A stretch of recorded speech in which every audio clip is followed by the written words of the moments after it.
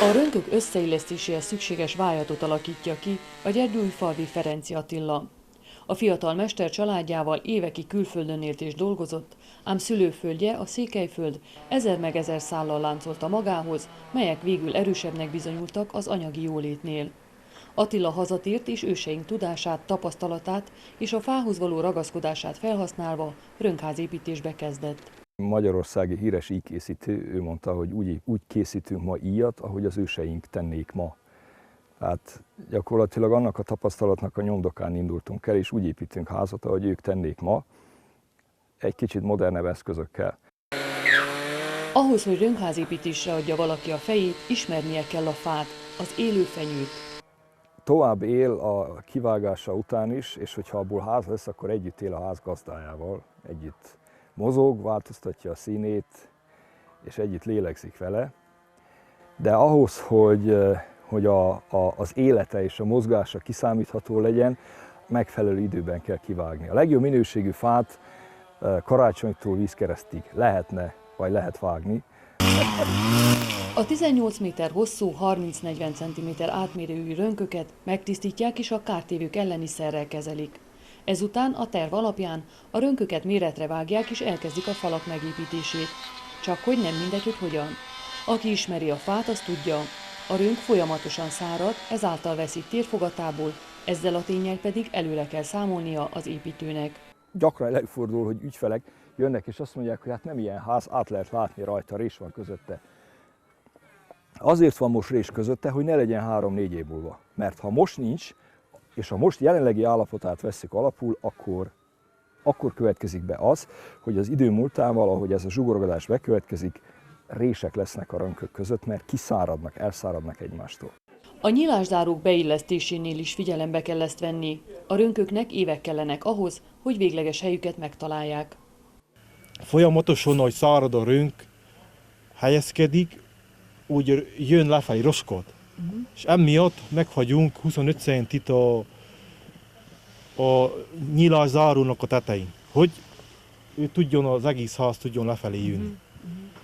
És ide kiképezünk egy középre pontosan egy lécet, és abba fogjuk belé a nyílászárót. Egyáltalán a rönkhöz nem rögzítsük. A rönkház építésének másik titka a rönkök felületének összesimítása, illesztése. Ezt egy speciális körzővel végzik, és bár szakmai titoknak számít a házépítők között, Attila elmagyarázta, mire is jó ez a fura kis szerszám. 2 vízmérték van benne, az egyik vízszintesen és a másik függőlegesen mutatja a pozícióját a körzőnek, és a 2 rönköt berajzolom úgy, hogy mind a 2 vízszintben legyen. És a körző egyik szára, amit tapasztal, azt átviszi a másik fára, és gyakorlatilag a 2 vonal között megszüntetjük a távolságot, és a 2 vonal találkozni fog. Tehát itt látszik, ez az egyik vonal, a felső, és ez az alsó. 2 év múlva a fa itt fog találkozni. Az így kirajzolt felületet kivésik, ebbe kerül a természetes gyapjú, szigetelőnek. Belehelyezzük ebbe a kivágásba, nutba, hogy mi mondjuk, így, majd tűzőgéppel hozzá illesztjük a szélihez, csak a szélit, itt középen maradjon puha mindig. Azután lefordítjuk, fogja a daru, és ráhányzja ugye a házra, úgy, hogy rakódik. És mindig szintén itt is, az így széttépjük, belehelyezzük. Tehát minden egyes rönkre? Minden egyes rönket, így, ezt megcsináljuk, tűzőgéppel megfogassuk, ilyen szépen, ilyen ágyat vetünk minden madárfészek.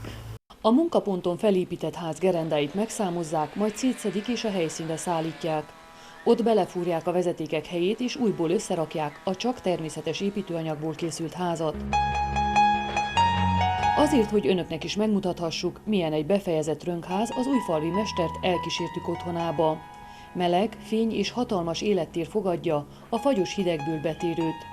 Mintha az erdő és az építő közötti tökéletes összhang járná át a méltósággal egymásba ölelkező rönköket.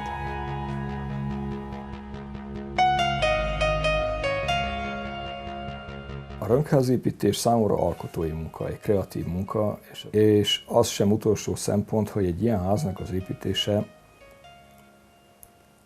ökológiai szempontból lényegesen kevesebb nyomot hagy, mint sokszor a mai modern anyagokból, műanyagokból, vagy rengeteg szállítással terhelt anyagokból épült ház.